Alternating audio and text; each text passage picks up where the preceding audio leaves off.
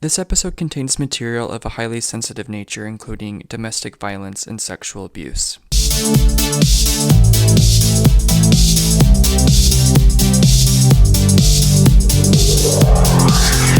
Hello, listeners. Welcome to another episode of Romance Unraveled. I'm one of your co-hosts, Jacob Bozen. And I'm also another co-host, Chandler King. So today we have a super interesting individual with us. Her name is Kimber Johnston Hunt.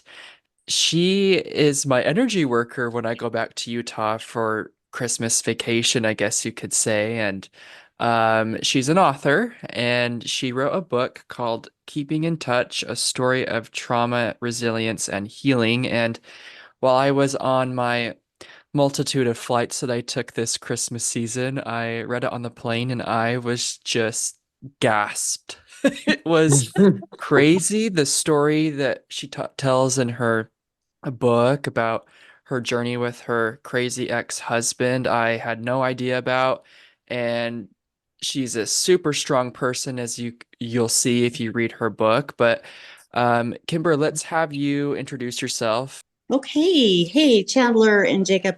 Thank you so much for having me on. This is a real honor to be able to do this. So thank you.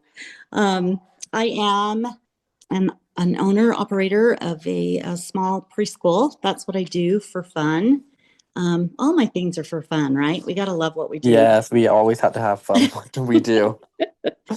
I'm an author of a #1 best-selling book. I also am a Reiki master instructor. So I hold retreats and I teach Reiki. I'm a certified life coach. I'm a student of emotion code. I'm actually a student of life. So this crazy story is really truly about romance being unraveled Yeah. in every sense of the word. So yeah, I'm just really excited to be here. Really, really excited.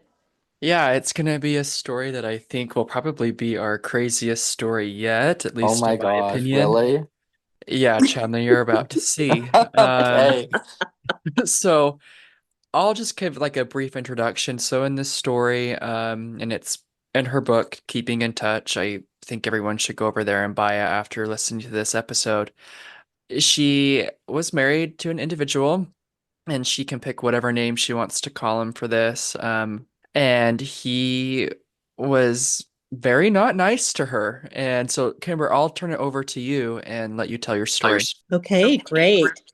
I my kids call him Lucifer. So we'll just I I think Yeah, I love I like I that. that. ought not use his real name. I don't want to be sued. But we'll call him Lewis. That's what we named him in the book. So um Lewis. I a little backstory. I had been married for 20 years, had 5 kids, was active in coaching and sporting and so many things. We owned the local newspaper. Um, I was heavily involved in a local church activities, and everything revolved around our family. And things kind of took a dive, and we decided to divorce. After that divorce, my former sister-in-law created a profile for me on Match.com, and I wasn't ready. I was certainly not ready to be dating. I'd been married for 20 years. I was grieving all of that. But my ex had gotten married within 30 days, which is Oh unheard my of. gosh, 30 that's days of the day that we signed our divorce paperwork and I, re- submitted it to the I judge. remember reading that in the book, and I was just like, what? Like, Isn't how that does that even? crazy? Yeah. Wow. So I at the time I was working for the city. I knew the city. Well, I knew both of the district court judge and the other judge that worked for the county. So they just signed off on it, and that was it. It was done. And 2 weeks later, it took 2 weeks for that to finalize. 2 weeks later, he was married and posted it in the local newspaper. oh my gosh. So I was just devastated. I think like a lot of people, I filed for divorce thinking that he'd straighten up and he knew I'd be, Yeah, for serious. sure. He'd want his family and he'd want me back, and he didn't. He moved on very quickly.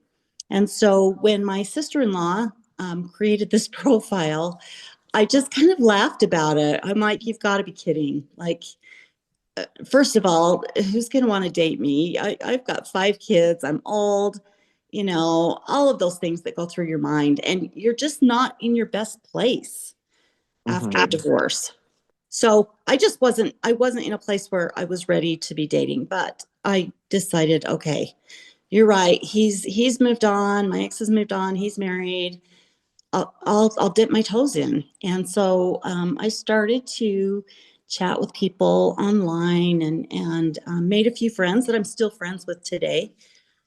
But I came across this guy who kept pursuing me and kept asking me out. And I felt a little strange about it, but you know, I'd been so cautious. I'd done everything right my whole life, and it unraveled. And being cautious again just was something that I wasn't interested in doing. So I messaged him back, and we had kind of an online chat going for quite some time, and then we met. And when I met this person, I was so incredibly impressed. He was like, seriously, a knight in shining armor that came riding in on this white horse. He was too good to be true. And he had a wonderful job, good paying job. He had a great background. He was educated, well educated. Um, he How had long were served. you guys talking for before you guys met up? Oh my gosh, it felt like 10 minutes. Um, it had been a couple of months, Okay, which so like is, you had a pretty good idea of yeah, what. Okay. right, right. And I kept like putting him off. I didn't want to meet with him. I didn't want to meet him. I just, but I mean, everything on the outside just looked so perfect. And Mhm. so we did meet. We started dating. And I was just watching for all of the signs at this point. I was like, how does my dog react to him? What do my kids think about him? What do my ex in laws think about him? What does my mother think? I mean, all of those things. And people in the community were like, oh, wow, you really landed a good one. We're so happy for you. You guys are so cute together. My mom even said, if Kimber, if you don't marry him, I will. Like she's willing to Uh, take on, this. I was dirt poor at the time. This dirt poor mom and her 5 kids, 4 of which were teenagers. Like, what a nightmare. Like, would you do that? Who in their right mind would do that? I can't think of anybody. But he was willing to do that. And he was saying things like, let's buy a home together. Let's get something stable for your kids. And there were so many moving parts in my life at this point in time. I had lost 3 close relatives. Um, I had lost my job, and it was just a lot. It was a lot to take in. So when you have traumatic things happening all around you, and you've got somebody who appears to be who stable. like cares for you? Yeah. Right, that cares about me. And I hadn't felt cared for in years, truly. So it was just like a dream come true. I thought this guy he's a keeper. And so we started dating. And I remember after that, during the first date, he seemed so sincere. I mean, he even cried on our first date. Oh He my was like, gosh. I've never met anybody like you before. Um, I feel like somebody finally understands me, on and on and on. And buying me gifts. I mean, he bought me a phone, and he'd send me flowers, and just so thoughtful, cards, and had these wonderful manners. I mean, so chivalrous, if I chivalry. I don't know how to say that, but anyway, just very, very kind and very thoughtful, very loving, very concerned for my well-being. And so we went on, we dated and we dated and we dated. And he had a business meeting in Vegas, and I have family in Vegas. So I decided to go with him. And while he was at his meeting, I just thought, you know what? Screw it.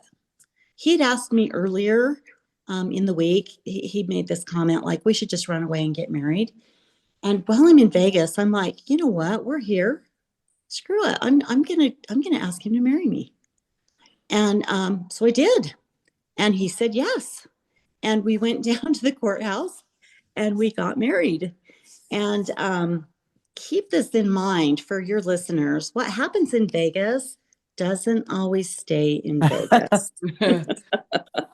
So we are on our way back home from Vegas, and I was just sick to my stomach. I thought, what have I done? What have I done? Like, something is really wrong with this situation. And it was just gnawing at me. So we decided we weren't going to tell anybody. We were going to be married, and we weren't going to say anything. My kids had been through a lot. Their dad had just gotten married, out of the blue. And I just thought, I can't do that to him. So we decided to just keep this a secret. So we continued seeing each other. I lived in a small town. He lived about 30 miles away in Salt Lake City. And so I would get all of my kids put to bed. And mind you, my oldest, I tell him I'm going down to see my friend. And, holler if you need anything, just call me.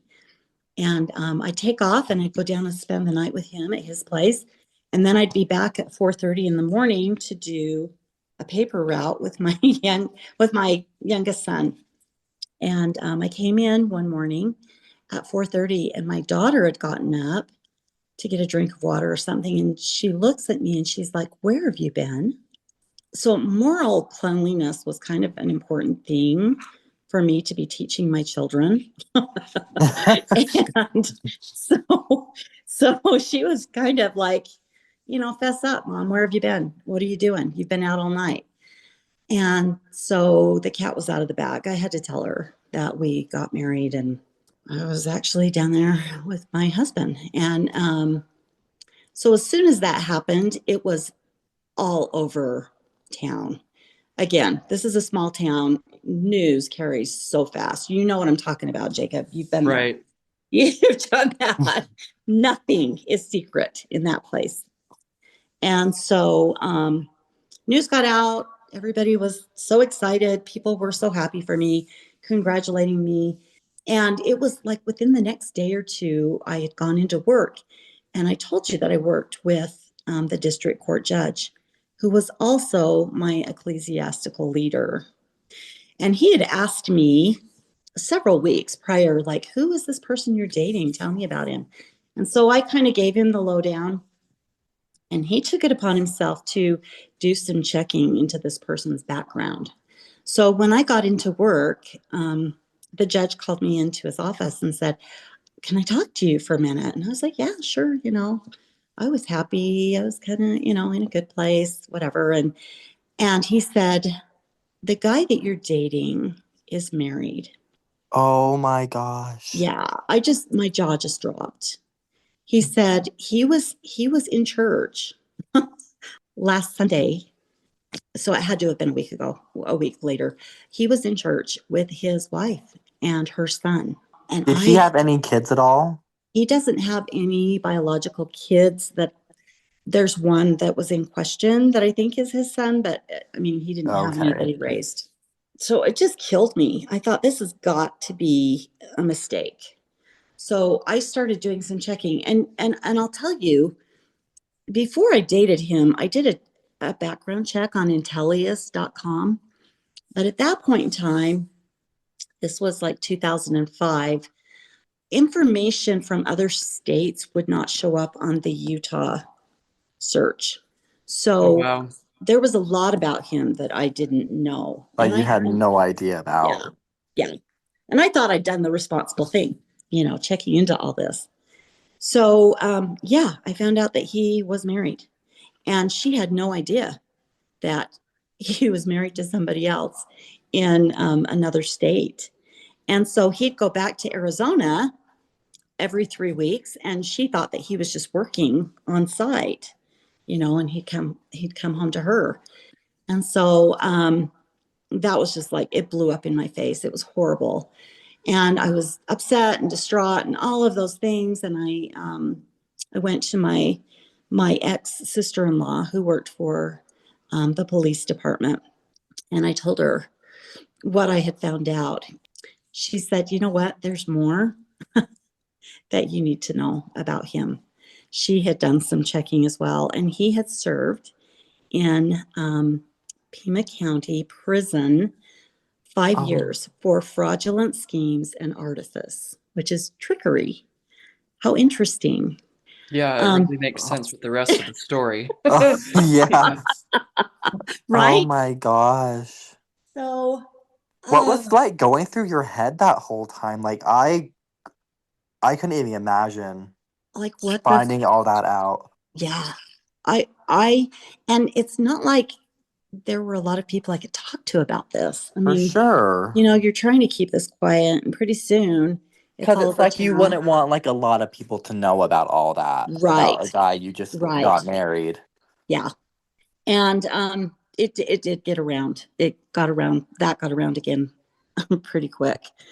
And so that's where the nightmare started, was finding this out about him. And so when I took this to him, he had excuses. He denied it. He blew it off. We were married. We filed for divorce. We just didn't finalize it. Blah blah blah. Whatever. So I was trying to kind of deal with this whole thing, and he'd gone out of town again to Phoenix, and an old friend contacted me and said, "Hey, what are you doing? Let's go to dinner." And I have male friends. I'm It's not weird to me to have a male friend or to go to dinner with a friend. That's just, you know I'm good with it. Hmm. And we'd gone to dinner, and I told him what had happened, and it just blew up from there. um, when I finally got to the point where we needed to have this conversation about him being married and the fact that I was not going to stay with him, I needed out of this relationship. That's when it really turned. He held me hostage. He beat me. He raped me. And it was the most terrifying 27 or so hours of my life. And I realized at that point I was dealing with somebody that not only was a liar, he was extremely dangerous. And as I write in my book, the things that he was doing, I mean, he literally picked me up by the back of my pants and my hair and threw me through a door. Oh So my God. I at that point, I was just praying that I could survive the night and get back to my kids. And again, this isn't something that I could tell anybody about. My kids didn't know that these things happened until my book came out. So um, I just realized that I was dealing with something much bigger than what I knew how to deal with. And so we stayed married for 11 years. It was really rocky. I just had to train myself to be super aware of everything going on around me at all times, because my safety depended upon his mood, which is just such a crazy thing to Oh have my to live gosh, with. yes. So you become like this super natural kind of being where you are so careful about what you say and what you do, and everything revolved around him. As long as he was happy and his ego was being fed, he would be kind. But if I ever challenged him, look out, because it would get really, really ugly really fast. And I spent time at the women's shelter. I had several opportunities to leave the situation, but it's such a weird thing to understand. There's a little bit of Stockholm going on where I had learned enough about him that I felt sorry for him. Crazy enough, right? Yeah. Like, oh, this poor guy, he'd been abandoned, he'd been abused as a child, and all of these things.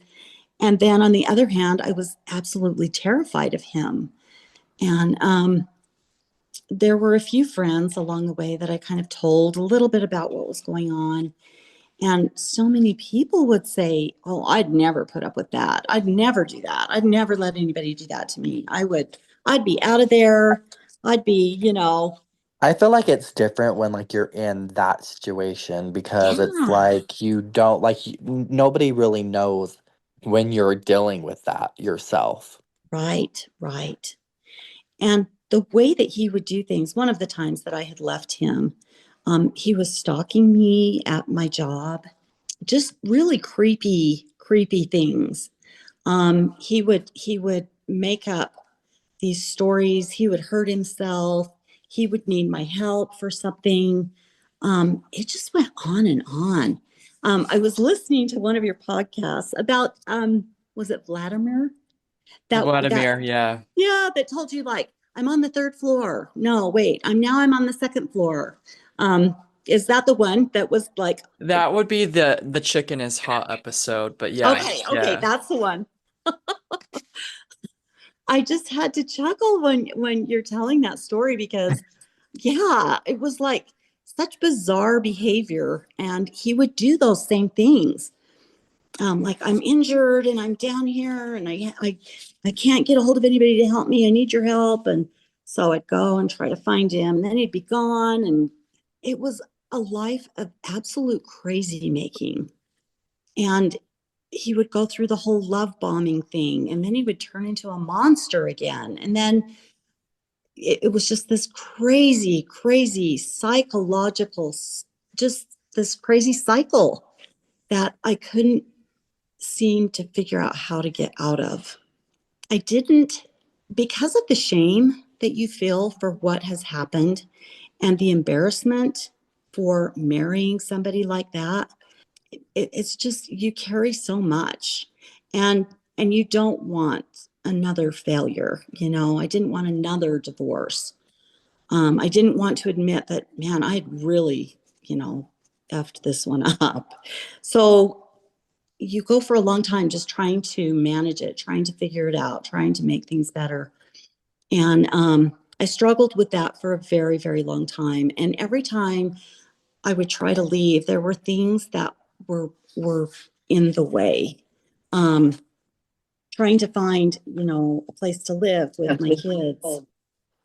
So yeah, I lived with that for a very long time. And there were several times I called the police. I tried to get a protective order against him. It was denied. Um, I tried to find an apartment, tried to find I and he would cut off Did your all. kids have any idea what was going on at the time? They didn't know what was going on, but they knew something They knew was like a going on. little something was off. Yeah. And they caught on really quick that if we all made him the center of attention, he would be nice. He would be good. He never hit me in front of the kids. He never hit the kids, but we all knew. We all Like knew he that. had a temper for Yeah, sure. for sure, for sure.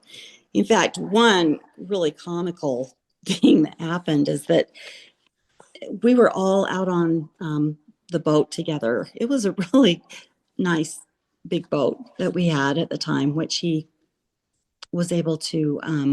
I don't know how he would do it, but he would like the boat. He'd promise a $50,000 check would be coming, and they'd give us the boat, and then the check would never come. There were always these financial things going on. So everything that he was able to acquire was somebody else's money that he was embezzling from his employer, or sleeping with some other woman that had money. That it just the craziness went on and on. He had so many people that he was involved with, especially women. And he just had a way of getting their sympathy, which is, what I gave him. So we had 16 of us on the boat, and he bent over the side of the boat to bring the anchor up. And my youngest son grabbed the oar and just like pretended like he was going to hit him in the head. And not one person on the boat like said a thing. We were all just like motioning, do it, go ahead, do it, Yeah, I was like, just go do it. We'll back you, man, do it. But this is the kind of person that, if you did it, he would show back up in the middle of the night in your house, So but we would joke about it. So the kids knew things were going on, but didn't know exactly what. And so that's kind of how we lived for a very long time. So what was the point? At what point did you end up escaping from this situation? I had things got really good with him for quite a while. He was just like on his best behavior. We bought a home. Things seemed to be going really well. And somebody had contacted me to let me know that she was having an affair with him. And so I brought it to his attention, and he denied it and just came unglued. And he attacked me again, threw me down on the couch, spit in my face, and said he would see me dead before he would ever let me take this house from him or divorce him. And that was it. That was just it. Something in me just clicked. Like all of a sudden, it didn't matter. It didn't matter what it took. It didn't matter Like if I you knew you lost had to get everything. out of there. I had to get out of there. Yeah. I could not do this anymore. Yeah, I was done. And I filed for a protective order. It was denied again. I had to go back in and an appeal for this protective order. And once that was put into place, that was the deciding factor. Once I was away from him, I could start moving forward with my life. And the divorce took another year and a half. There was a lot of really dirty, awful play with, um, uh, he was put cameras up at the house. There were horrible, horrible things that went on. But at some point, I came to the realization that there can't be an abuser unless there's somebody allowing him to do it. And I was allowing him to do it. And it pissed me off. And I was done. Like there was a lot of talk for a long time about hiring a hitman. I mean, we between my kids and we had discussed a lot of things. I contacted people that he owed money to and helped them to get justice with him. If they would, not pursue me for his debts. And that was super helpful in kind of bringing to justice those things. But I began to realize that the most important relationship that we can have is with ourselves. Has nothing to do with getting validation from the person that we're with or people around us. We need to learn to love ourselves. And so that sent me on. I'm now 8 years on that journey of learning to love myself, to believe in myself, to take care of myself. And it's served me well. This was a really awful, crazy experience to have, but it really has served me well. I've learned a lot from it.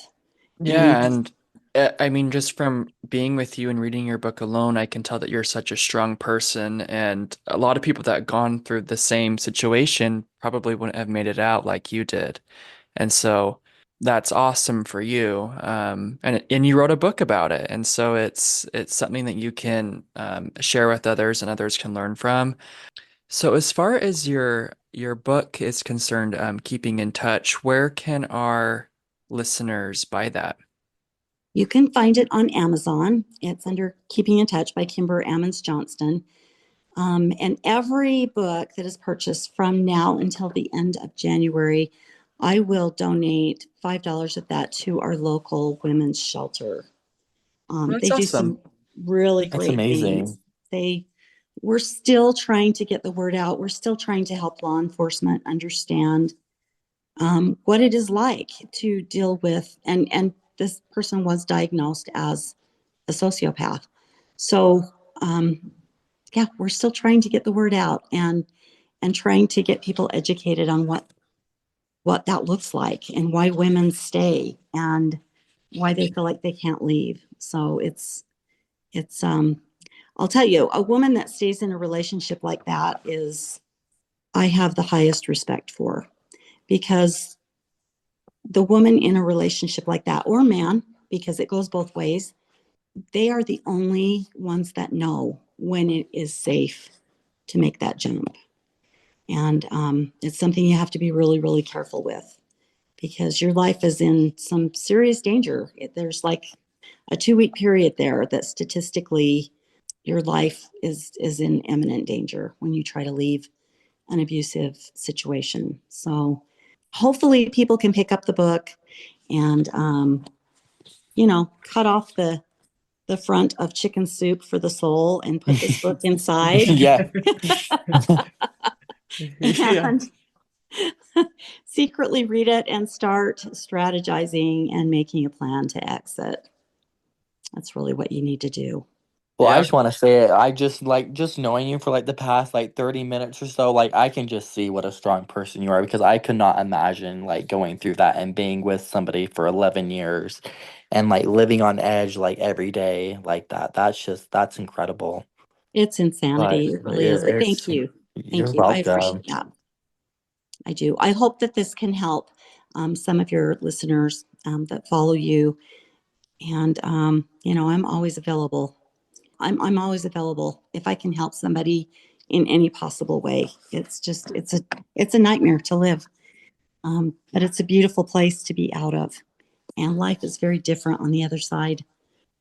Yeah, So, and we're glad that you're in a place where you are right now. I mean, at least from my perspective, it seems like you're in a much better place. From when I was reading the book, I yeah, was shocked when I was on the plane going, "Oh my God, like I can't believe I didn't even know that about you until I read this book."